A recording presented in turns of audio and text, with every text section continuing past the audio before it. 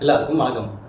இப்போ நம்ம இன்றைக்கி என்ன கான்செப்ட் பார்க்க போகிறோன்னா, கட்சிகள் அடமானம் வைக்கிறது.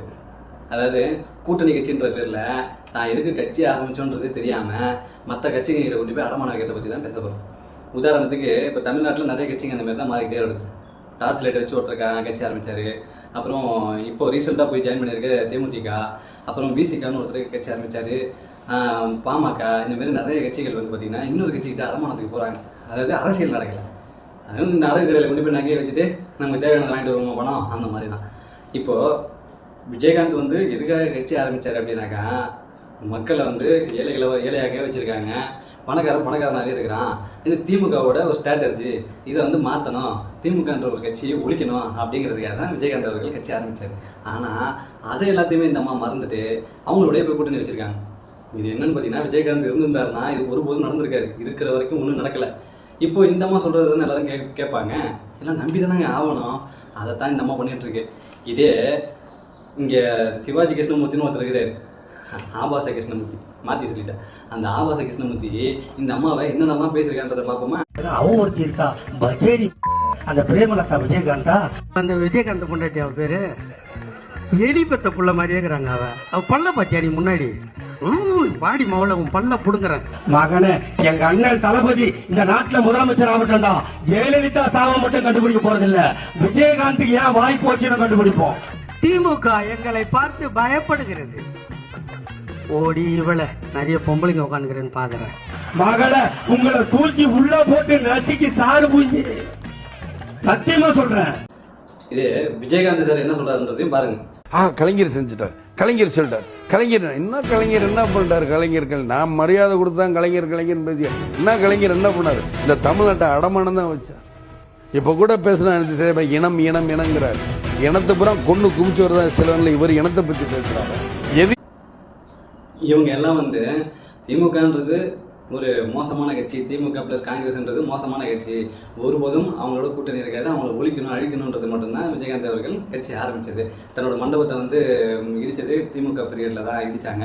அதை எல்லாத்தையுமே எதிர்த்து மக்களுக்கு நல்லது செய்யணும் அப்படிங்கிற ஒரே ஒரு காரணத்துக்காக தான் அவர் அரசியலுக்கு வந்தார்.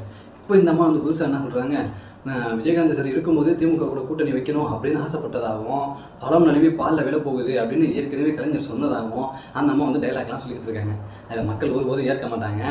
என்னன்னு மக்களுக்கு தெரியும். இப்போ பாமர மக்கள் கூட ஃபோன் வச்சுருக்காங்க. இதுக்கு முன்னாடி செய்தி ஊடகங்களில் என்ன சொல்கிறாங்களோ அதை தான் மக்கள் நம்பிக்கிட்டு இருந்தாங்க. இப்போ அந்த கதை பழிக்காது.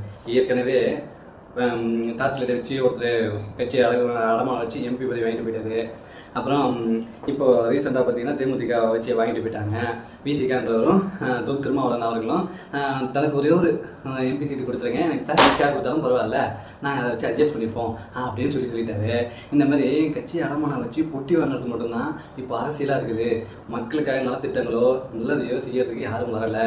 இதுக்காக கோடியாக பொட்டி கொடுக்கறதுக்கு திமுக மற்றும் அதிமுக மாதிரி கட்சிகளும் உண்டு. நீங்கள் அவங்க 1000 ரூபா கொடுத்தா நம்ம 1500 கொடுப்போம், அவங்க 2000 ரூபா கொடுத்தா அவங்க நம்ம 5000 ரூபா கொடுப்போம் அப்படிங்கிறத மட்டும் தான் பேசுகிறாங்களே ஒழிய, நம்ம விஜய் நான் சொன்ன மாதிரி அவங்களோட பொருளாதாரத்தை உயர்த்துறதுக்கு என்ன வழியோ அதை பண்ண மாட்டாங்க. ஏன்னா எல்லாருமே பொருளாதாரத்தை உயர்த்திட்டு அவங்களுக்கு தேவையானதெல்லாம் அவங்களே பார்த்துக்கிற மாதிரி வந்துச்சுனாக்கா அரசியல்வாதிகள் இருக்கு. எப்போவுமே எல்லாத்தையும் கேட்டு வீதிக்கு வந்து போராடணும்.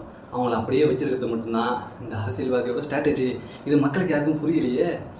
இங்கே ஒருத்தர் நாம் தமிழர்னு ஒருத்தர் கத்திக்கிட்டு இருந்தார். எப்போல்லாம் கத்துவார்னு பார்த்தீங்கன்னா, நல்லா யோசிச்சு பாருங்க. புதுசாக எதனா கட்சி உள்ளே வரும்போது மட்டும்தான் பேசுவார், ரொம்ப பெருசாக பேசுவார்.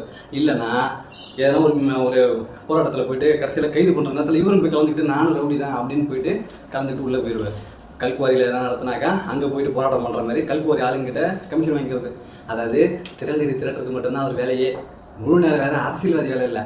பிச்சை எடுத்தல், யார் யாரெல்லாம் கல்குவாரி நடத்துகிறாங்க, யார் யாரெல்லாம் போராட்டம் நடத்துகிறாங்க, இந்த இதுக்காக நாங்கள் போராட்டம் நடத்துகிறோம், அதுக்காக போராட்டம் நடத்துகிறோன்னு திரள் நிதி திரட்டணும். இங்கே எல்லாரும் என்ன நினச்சிக்கிட்டு இருக்காங்கன்னா, தன் கட்சி ஆளுக்கிட்ட மட்டும்தான் திரள் நிதி திரட்டுறாங்கன்னு நினைக்கிறாங்க. கிடையாது, அவர் மற்ற கட்சிங்கக்கிட்டே திரள் நிதி எடுக்கிறார். அதுதான் அந்த விஷயம். இப்போது 21ஆம் அவருக்கு மீட்டிங் போடுறாங்க. எல்லா கட்சி ஆளுங்க அவங்கக்கிட்டேயே வாங்கிக்கிட்டு, ப்ளஸ் கட்சி ஆளுங்கிட்ட டிஎம்கே ஏடிஎம்கிட்டே வாங்கிக்கிட்டு திரள் நிதி போட்டு தான் அந்த மாநாட்டே நடத்துகிறார். அப்படி தான் கமல் ஆரம்பிக்கும் போது, கட்சி ஆரம்பிக்கும் போதும் நான் அடிக்கிற அடியில் இதுக்கப்புறம் எந்த நடிகரும் கட்சி ஆரம்பிக்கவே கூடாது அப்படின்னு சொன்னார். ரஜினிகாந்த் வரும்போதும் அதே தான் சொன்னார். விஜயகாந்த் வரும்போதும் விஜயகாந்த் கிட்ட நாட்டை கொடுத்துட்டு கையை கட்டி நிற்கிறமாடா அப்படின்னு சொல்லி கேட்டவரும் அவர் தான். இன்றைக்கி விஜய் அண்ணன் வந்திருக்கும் போது அவர் எதிர்த்து நிற்கிறதும் அவர் தான். காரணம் வேறு ஒன்றும் கிடையாது, பொட்டி. இங்கே பொட்டிகள் வந்து பல்வேறுபட்ட போட்டியாக மாறி வந்துக்கிட்டு இருக்கு. இப்போ தேமுதிக போய் கூட்டணி வச்சதுக்கு காரணமும் அதே தான். இந்த அம்மா இங்கே போய் எங்ககிட்ட 11 கேட்டிருப்பாங்க போல இருக்கு, அவங்க தர முடியாதுன்ட்டாங்க. நீங்கள் வரலனாலும் பரவாயில்ல, உங்கள்கிட்ட 1% ஓட்டு தான் இருக்கும், அதுக்காக பண்ண 11 தொகுதியெல்லாம் கொடுக்க முடியாதுன்னு ஒன்று இந்த அம்மா இந்த பக்கம் வந்துட்டாங்க. இதனால தான் நடுநிலையாகவே போயிட்டு இருந்தாங்க. மக்கள் யாரோட விரும்ப இந்த பக்கம் அதிகமாக கொடுத்தாலும் மக்கள் விரும்பின கூட்டணி தான் சொல்லிடுவாங்க. இப்போ இந்த பக்கம் கிடைச்ச உடனே மக்கள் விரும்பினாங்க, கழக நிர்வாகிகள் விரும்பினாங்க, அதனால தான் நான் இந்த கூட்டணி வச்சுருக்கேன் அப்படின்னு ஒரு பிட்டை போட்டுருவாங்க. யார் போய் என்ன கேட்க முடியும்? அவங்க கட்சி போய் கழக நிர்வாகிகள் கேட்டால் விட்டுருவாங்களா? நாங்கள் சொல்லவே இல்லை, நீங்களாம் ஒரு கதையை போடுறீங்களேன்னு. அதனால் இடிச்சிட்டதுக்கு அவுத்து விட வேண்டியது தான். இப்போ விஜயகாந்த் சார் வேறு இல்லை, அவர் தான் ஆசைப்பட்டார் டிஎம்கே கூட கூட்டணி வைக்கணும்னு. இப்போ ஒரு கட்டுக்கதையை சொல்லலையா? அதே மாதிரி தான். அதனால் இப்போ எங்கேயும் அரசியல் நடக்கலை, மக்களை ஏமாற்றலாம், எப்படி ஏமாற்றலாம், யார் யாரெல்லாம் உள்ளே கொண்டு வரலான்ற ஸ்ட்ராட்டஜி தான் நடக்குது.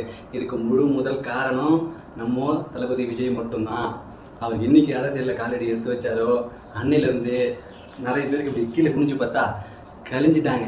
இன்னைக்கு வரைக்கும் அந்த பயம் யாரும் போகலை, பயத்தோடையே தான் ட்ராவல் பண்ணிகிட்டு இருக்காங்க. இந்த 2026 தேர்தல் ஒரு மறக்க முடியாத தேர்தலாக இருக்கணும். ஓட்டு போடும்போது கொலை, கொள்ளை, கற்பழிப்பு, ஆள் கடத்தல், கனிம வளங்கள் கடத்தல், எந்தெந்த கட்சிகள்லாம் எப்படிலாம் பேசுகிறாங்க, அவங்களோட மனித மாண்பு என்ன அப்படிங்கிறது எல்லாத்தையும் ஞாபகம் வச்சுருந்து ஓட்டு போடுங்க. எல்லாரும் அவங்களோட சுயரூபத்தை வெளியே கொண்டு வந்துட்டாங்க. இங்கே இப்போது ஆட்சி நடந்துக்கிட்டு இருக்கிற காது கேட்காதவங்க, அது மாற்றுத்திறனாளி, காது கேட்காதவங்க, வாய் பேச முடியாதவங்க போராட்டம் நடத்துகிறாங்க. சில வச்சு போராட்டம் நடத்திட்டாங்கன்ட்டு அவங்கள 6 மணிலேருந்து நைட்டு 12 மணி 1 மணி வரைக்கும் பச்சை தண்ணி கூட கொடுக்காம, சாப்பாடு கொடுக்காம, கோயம்பேட்டில் பஸ் ஸ்டாண்டில் கொண்டு போய் நிற்க வச்சுட்டு அலைக்கழிச்ச அந்த அரசாங்கம் சர்வதேச விளையாட்டுக்காக இது ஓப்பன் பண்ணுறாங்க. ஒரு பக்கம் அங்கே கதறிட்டு இருக்காங்க மக்கள். இவங்க விளையாட்டுத்துறை அமைச்சரோடு சேர்ந்துக்கிட்டு, உதயநிதி அவர்களோடு சேர்ந்துக்கிட்டு பாராட்டு மழை புரியலாங்க. அவங்களுக்கு தனியாக 200 எல்லாரையும் கொடுத்துட்டு அவங்கள பெருமையாக பேச சொல்கிறாங்க. இப்படிப்பட்ட சூழ்நிலையில் தான் இருக்கும். மக்களே சிந்திங்க, செயல்படுங்க, வீழ்ச்சிக்கோங்க.